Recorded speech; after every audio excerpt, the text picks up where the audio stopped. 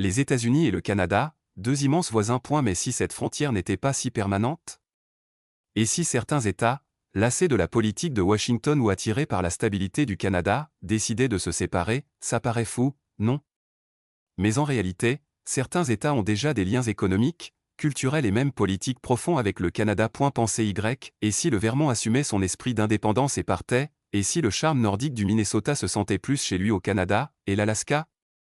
Il est déjà coupé du reste du pays. Certains de ces cas pourraient vous surprendre, mais pour d'autres, les signes sont déjà là. Voyons ça de plus près. Numéro 10, Vermont. Et si un État entier ressemblait déjà plus au Canada qu'aux États-Unis, vous pensez peut-être au sirop d'érable, aux petites villes, à l'air frais de l'automne, et bien justement, c'est pour ça que le Vermont pourrait être le premier à dire adieu à l'Amérique. Cet État a une longue histoire d'indépendance. Il a même été une république autonome avant de rejoindre l'Union en 1791. Politiquement, le Vermont penche fortement vers des politiques progressistes, tout comme son voisin du Nord. Mais voici ce qui est intéressant. Certains habitants veulent déjà partir. Un mouvement appelé Second Vermont République milite depuis des années pour la sécession, affirmant que l'État s'en sortirait mieux seul. Ajouter à cela des liens commerciaux solides avec le Québec, un attachement partagé aux programmes sociaux, et une économie fondée sur des industries proches de celles du Canada, et soudain, l'idée d'un Vermont indépendant ne paraît plus si irréaliste.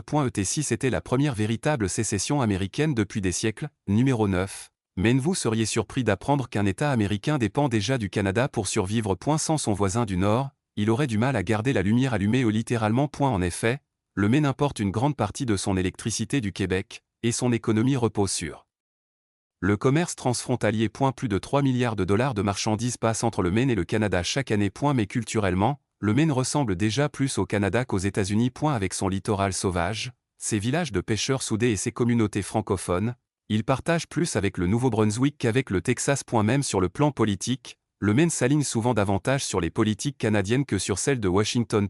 N'oublions pas, le Maine faisait autrefois partie du Massachusetts avant de devenir un État en 1820. S'il a pu se séparer une fois, qui dit qu'il ne pourrait pas recommencer? Avant de continuer, n'oubliez pas de vous abonner, cela nous aide à continuer à vous proposer du contenu qui fait réfléchir, comme celui-ci. Et croyez-moi, vous ne voudrez pas manquer la suite. Si un État fier de sa liberté décidait d'aller encore plus loin.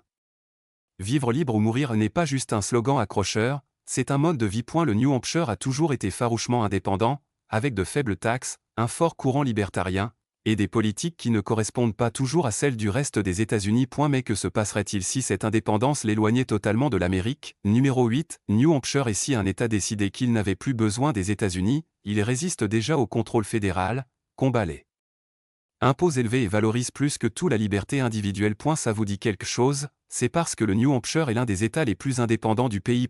Certains de ses habitants parlent déjà de sécession. Ce n'est pas juste une idée farfelue. En 2022, un groupe de législateurs a proposé un amendement à la Constitution de l'État qui aurait permis de voter sur la sécession. Cela n'a pas été adopté, mais le fait que le sujet ait été débattu au Parlement est significatif. Le New Hampshire a toujours été à part. Pas d'impôt sur le revenu, pas de taxe de vente, une mentalité vivre libre ou mourir qui parfois semble plus proche du gouvernement décentralisé du Canada que du contrôle fédéral de Washington. Ce n'est pas tout.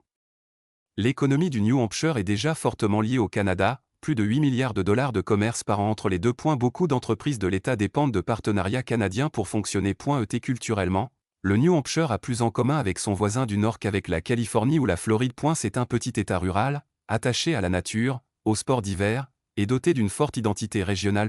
N'oubliez pas, le New Hampshire a déjà été un terrain fertile pour les mouvements politiques. Le Free State Project, un mouvement encourageant les libertariens à s'installer dans l'État pour promouvoir un gouvernement limité, y a déjà fait des vagues. Mais si l'étape suivante n'était pas simplement de résister aux politiques fédérales, mais de quitter carrément les États-Unis? Cela peut paraître extrême, mais dans un État où l'indépendance est une manière de vivre, tout est possible. Numéro 7, le Minnesota. Vous seriez surpris d'apprendre qu'un État américain est déjà si connecté au Canada que quitter l'Amérique pourrait en fait avoir du sens. Il entretient des liens économiques profonds, une culture partagée, et une population qui, croyez-le ou non, est parfois prise pour des Canadiens. Cet État? Le Minnesota.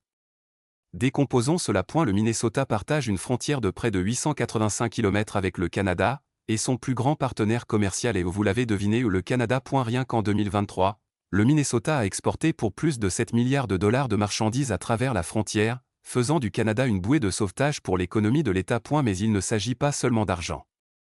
Le Minnesota et le Canada partagent un mode de vie similaire, des gens sympathiques, amateurs de plein air, connus pour leur accent prononcé et leur amour du hockey. Le climat brutalement froid, tout comme celui du Canada. Et la politique? Souvent plus alignée avec les politiques progressistes canadiennes qu'avec celles, plus conservatrices, des États unis. Devinez quoi? Il y a de l'histoire ici. Avant que le Minnesota ne devienne officiellement un État américain en 1858, certaines parties étaient en fait gouvernées par les Britanniques, et son industrie de la traite des fourrures était fortement liée au Canada. Aujourd'hui encore, de nombreux habitants du Minnesota possèdent la double citoyenneté ou ont des liens familiaux étroits avec des Canadiens de l'autre côté de la frontière. Mais là où ça devient intéressant, c'est que certains experts pensent que si les États-Unis faisaient face à des troubles politiques ou un effondrement économique, le Minnesota serait l'un des premiers États à envisager sérieusement des options alternatives.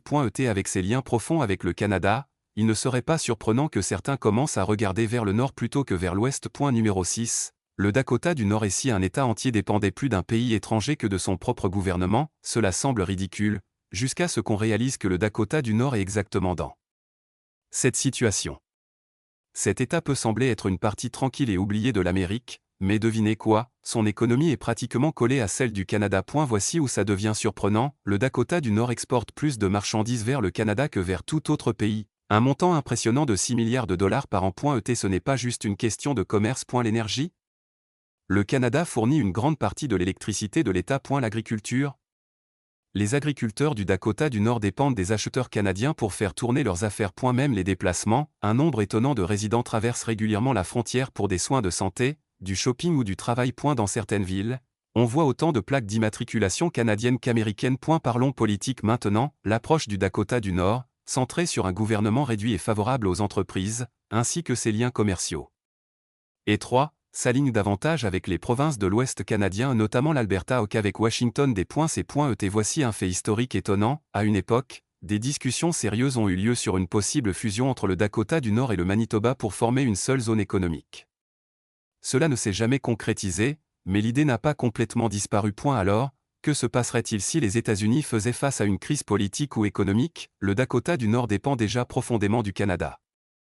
Alors, pourrait-il un jour rendre cette relation officielle? Cela semble choquant, mais quand la bouée de sauvetage d'un État est un pays étranger, la vraie question devient, pourquoi rester fidèle à un système qui à peine le remarque? Numéro 5. Le Montana. Et si un État avait plus de points communs avec le Canada qu'avec le reste des États-Unis, et si son esprit indépendant et robuste le poussait à remettre en question son appartenance à l'Amérique, c'est exactement le cas du Montana. Voici le truc, le Montana fonctionne déjà comme une province canadienne. Et elle partage une frontière de 877 km avec l'Alberta, la Saskatchewan et la Colombie-Britannique. Mais voici ce qui est important, ces provinces ne sont pas que des voisines, ce sont des partenaires économiques. En 2023, le Montana a exporté pour plus de 700 millions de dollars de marchandises vers le Canada, faisant de ce pays l'un de ses plus grands partenaires commerciaux. Culturellement, les habitants ici vivaient, respirent le plein air, tout comme leurs homologues canadiens. Qu'il s'agisse d'élevage, de chasse ou de survivre à des hivers rudes, le Montana et le Canada sont pratiquement des jumeaux. Devinez quoi?